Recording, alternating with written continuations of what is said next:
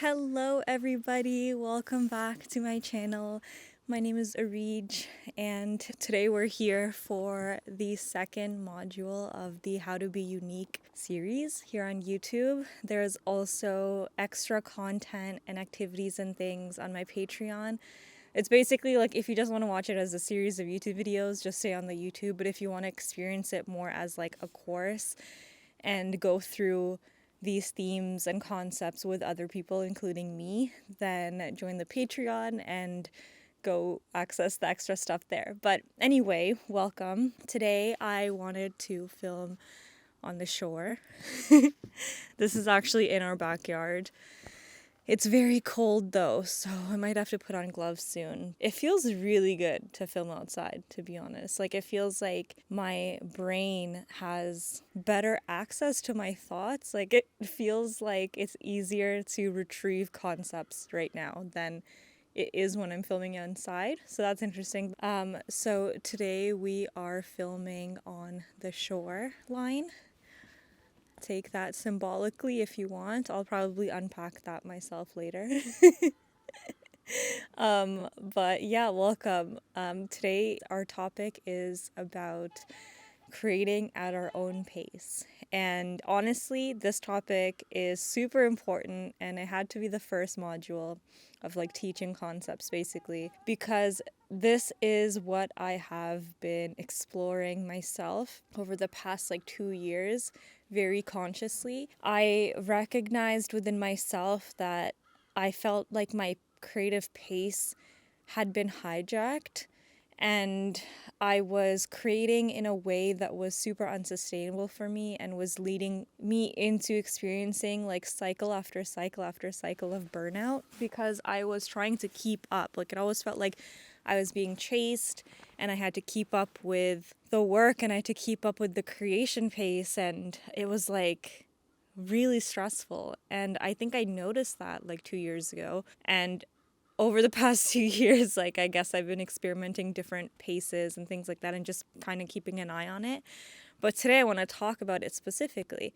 And when I say like my creative pace was hijacked, I think it is due to the digital creation space when it comes to social media platforms. Everyone who is an artist in this day and age has a pressure to touch the digital sphere at some point, whether they're someone like me who's like purposely making YouTube videos, or they're a painter or a potter or something and they feel a pressure to post their work online because otherwise they feel like they won't get the visibility that they can at this point. I want to enter into this conversation from a place of gratitude. Social media is amazing for creatives. I think it's honestly one of the best things that has ever happened to artists around the world. A lot of people do feel that pressure, like I'm talking about.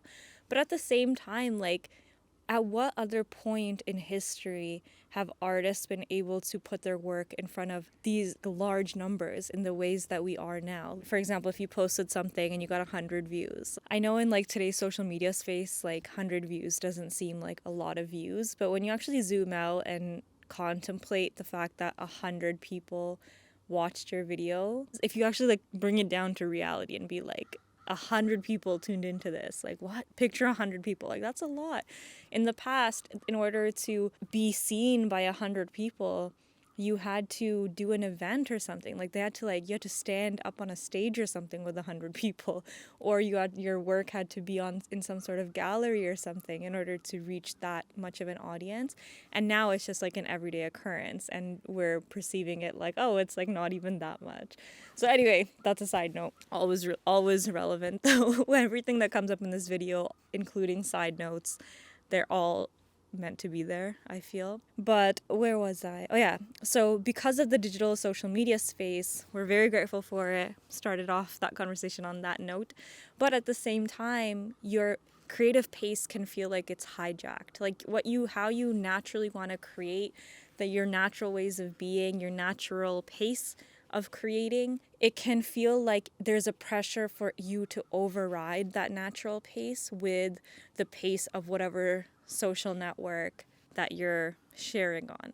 So with the shorter form content social networks like TikTok or Instagram, the output is like faster. If you do like a course on like how to grow social media, or you do a course on like how to grow online business, oftentimes they'll recommend posting quantities and consistencies. I don't know if that made sense, but what I mean is like they're like, hey, like if you want to reach optimal success, then post one reel a day, or post 2 TikToks a day, or you know what I mean? Or on YouTube, because YouTube often has some longer form content. On YouTube, I think from what I've seen over the past few years, it might be changing now too because YouTube Shorts, but it was like once a week. Like you kind of want to aim to post at least once a week, right? And for so many years, my personal creative process, I was constantly overriding what I actually wanted to do and how much I actually wanted to create with what I thought I should be doing or what I thought I had to be doing. And even now, that energy lives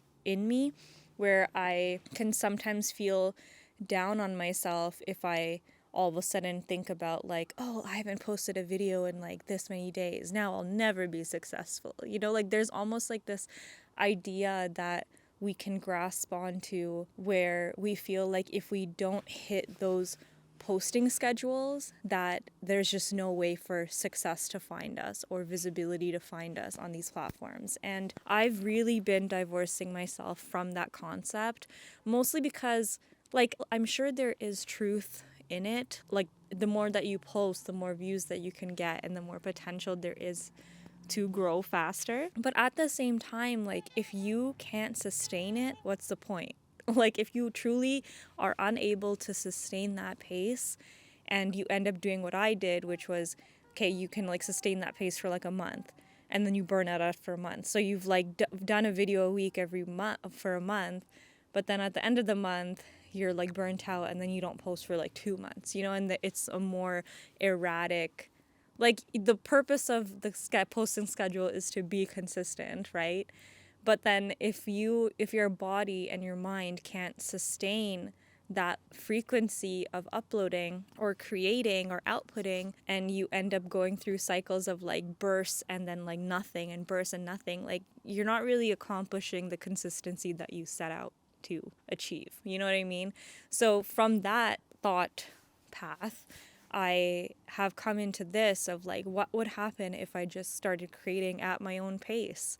You know, and just seeing what I would do if I erased all the notions of posting schedules and doing things one a week or whatever it is, or posting a reel every day. What would my natural posting schedule be? And what happens if I just take all that extra pressure off and just come into my own pace again and just revert back to my own natural pace? And honestly, I can tell you that my pace changes depending on the season that I'm in, depending on the season that is here.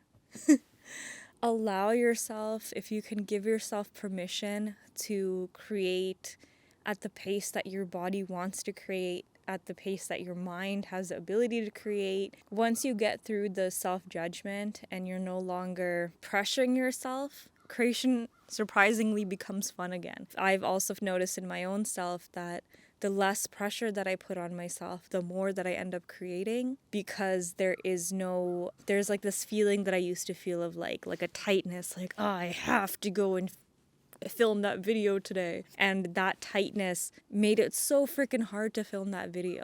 You know, whereas now it's like I have these projects that I am committed to. I think that's like a main piece here too, is commitment. It's like step one is giving yourself the permission to explore what your natural pace is. And then step two is commitment. Like I think what really is important for being able to create at your own pace is staying committed to the projects that you start, because it's also very easy to start a project and then be like, hey, I'm going to create at my own pace, and then never like actually mentally decide that you're actually going to follow this project to completion, and then you'll just like have a bunch of started projects that you never finished because you're creating at your own pace. So a big key here is, if you start a project and it feels super aligned, commit to it. Like write it in a current project's note or something and like really commit to that project. I made a Substack article a few weeks ago or months ago called Marry Your Vision. Same concept, like marry your project. And then at that point, because you're committed to bringing it through, it doesn't matter what timeline you're going to bring it through in. Like for this series, remember how in the last video I was talking about how I thought that I wanted to film this once a week or post a video, a module once a week. But then I realized, like, actually, maybe I don't need to post once a week. Maybe these modules want to come out in their own timing, whatever that is. So in that moment, what was in my control was committing to the project, being like, okay, regardless of anything, whether it takes a few days, a few weeks, or a few months to get all of the videos out for the How to Be Unique series, it doesn't matter. I am going to commit to it though. I'm going to stay committed to it until it's done. I'm not going to just like forget or randomly like let it go. It's just going to be something that's constantly on my mind. And the way that I personally have it constantly on my mind is it's in a note that I see on my phone every day, and it's always there, so I'm always thinking about it. And then because it's always like as an open project in my head, it's almost like I'm always searching for the desire to work on it, and then the points line up. Like today, I was doing something. I wasn't really fully planning to film this today, but it was on my mind since the last intro video that I filmed. And then today, space opened up and I all of a sudden felt that inspiration to work on it. And so I was like, hey, I'm going to go film. And here I am. So it's like a lot of this is around self-trust, and what can help you with building self-trust in knowing that you're going to finish the projects that you start is commitment, like just being committed to something. I guess what we're doing here is we're taking our commitment away from some arbitrary posting schedule, and we're instead committing to our individual projects, whatever those are, and allowing them to take their own time. Obviously, there is a difference between projects that have a timeline, like if you're collaborating with someone or working with someone, those inherently have a built-in timeline and pressure, and you have to honor that, obviously. But what I'm talking about here, specifically what I have really been talking about, is personal projects that you just want to create for the fun of them. Like if you don't have to have a deadline, don't have a deadline, and allow yourself to see and create in the ways that feel most natural to you, because ultimately that's what I am personally trying to reach, is a state of naturalness, because at the core of it, I believe that the more I act in alignment with my natural impulses, my natural ways of being, like the more harmony there is in my life, because I am a part of the whole. I am a human. I'm not an individual separated from everything else. I am a human on this earth, and I am part of the system of the earth. I'm part of the system of the cosmos. And I think when I stop overriding myself with other people's timelines or the timelines or ways of being that systems enforce on me, the more that I discover and embody my own self, my own true, unique way of being, the more I sink in with the rest of creation, and the more harmony manifests in my life, because I'm aligning myself with the current, with the flow of the universe, rather than fighting against it. I'm aligning myself with the flow of my natural ways of being instead of fighting my natural ways of being. And yeah, let's see if there's anything else that wants to come through around this topic, creating at our own pace. Just the words trust yourself, in capital letters. I just saw them in my mind. Trust yourself. Trust that those projects that you're really passionate about and that you're actually meant to bring into the world, the ones that you feel that true excitement to bring through, not the projects that you're pressuring yourself to do or that you feel like you should do or you're doing to show off something but you don't actually care about it. I'm talking about projects that really you feel like you're meant to bring through because they mean something to you. Those ones, once you commit to them and make that mental note, trust that you'll bring it through. Trust that it'll come through in the ways that it wants to. See those projects as individual entities of their own. See them as individuals. I see this series as a whole unique individual that has its own self, that has its own agendas and desires. I have my own ways of being, and then it has its own natural ways of being. And the creative process for me is lining those up, finding agreements between myself and the creation to bring it through in the material plane. I'm not sacrificing myself to bring the creation through. I'm not sacrificing the creation in service of myself. Like, for example, not committing to a creation. I'm constantly finding an agreement between myself and the creation self. And yeah, create at your own pace. See what comes through, see what happens. You might be surprised at what your natural pace is when you remove all the pressures. Just allow yourself to create the systems that are actually in service to you, and allow yourself to change those systems when they're no longer in alignment with you, and just allow yourself to be as fluid as possible while still committing to the things that you care about. Yes, that's it. Thank you for watching this video. My hands are frozen, my face is frozen, but it was still worth it. I love you, and I will see you for the next one, Module 2. And again, if you want extra content, extra activities, if I have enough people, I'll also do like group calls, join the Patreon, and we'll set things up there. So, love you, bye!